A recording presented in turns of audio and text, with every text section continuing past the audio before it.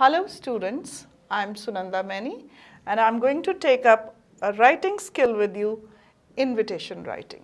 Now in my last video, I did formal invitations and today I will take up informal invitations.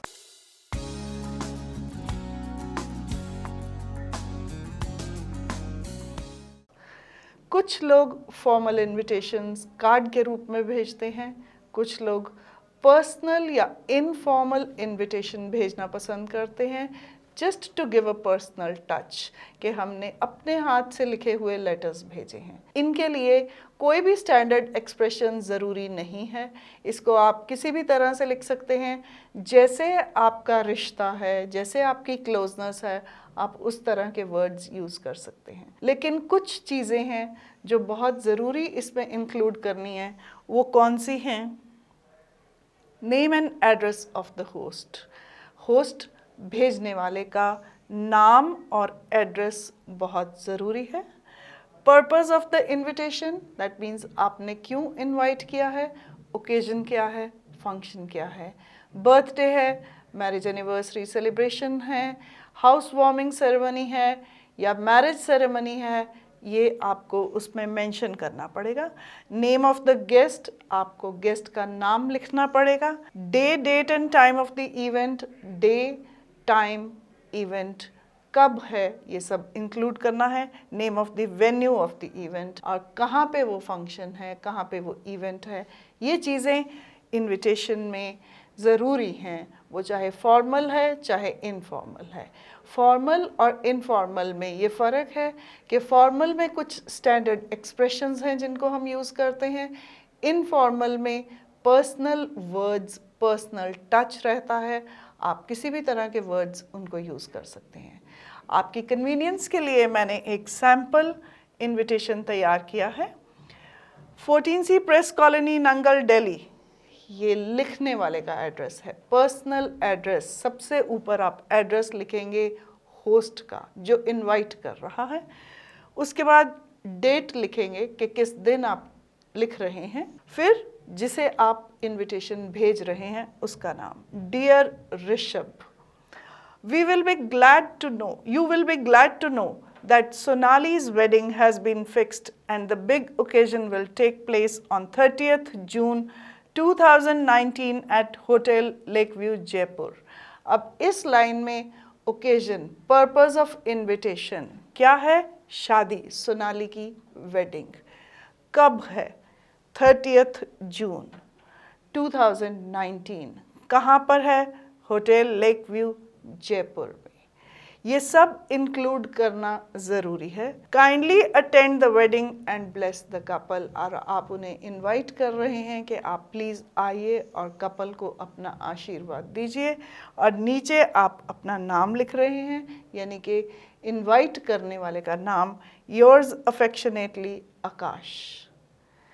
ये है एक तरीका लिखने का। इसे आप किसी और तरीके से लिखना चाहें वो भी लिख सकते हैं, but please include these things. अब इस इनविटेशन का रिप्लाई इनफॉर्मल तरीके से हम कैसे भेज सकते हैं?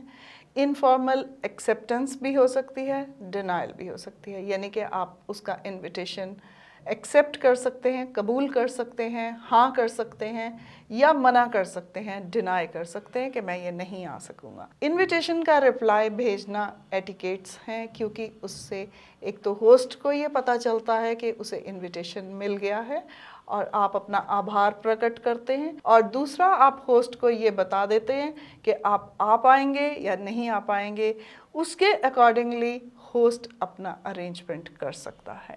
अब ये रिप्लाई जो है ये डिनाइल का है, मना करने का है। इसे हम कैसे लिखेंगे? आप अपना एड्रेस लिखेंगे, यानी कि गेस्ट जो है वो अपना एड्रेस लिखेगा और फिर डेट लिखेगा, जैसे हम इनफॉर्मल लेटर्स में लिखते हैं। और फिर डियर आकाश, जिसने इनविटेशन भेजा था, जो होस्ट था, उसका नाम लिखेंगे। Thank you for your cordial invitation on the occasion of your sisters wedding. पहले आप उसको थैंक्स करेंगे कि उसने आपको इनवाइट किया। I however regret my inability to be with you on this happy occasion as we shall be leaving for Shimla for summer holidays.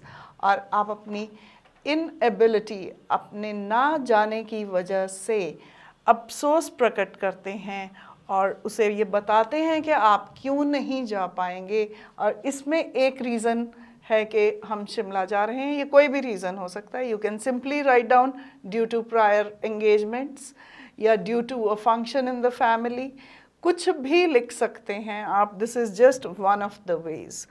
Please excuse my absence, please मुझे absent होने की वजह से, ना आने की वजह से आप माफ़ कर दें। Do convey my regards and best wishes to the couple, and then you end it by your standard complimentary close, your sincerely Rishabh. तो जिसे इन्विटेशन दिया गया था उसने मना कर दिया है कि वो नहीं आ पाएगा, उसने रीज़न दे दिया है, एंड इन एनी केस अपनी बेस्ट विशेज़ आपको कन्वे करनी है। अब इसी रिप्लाई को आप एक्सेप्टेंस में भी लिख सकते हैं।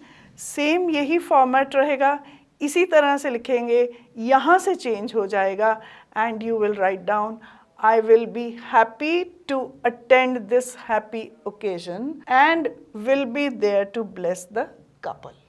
Simply, I am happy to accept the invitation and shall be present to bless the couple. And thanks, yours sincerely, Rishabh. सिर्फ ये लाइन चेंज करनी है और इसे आप लिख सकते हैं, do convey my regards and best wishes to the couple. ये एज इट इज़ चलती जाएगी।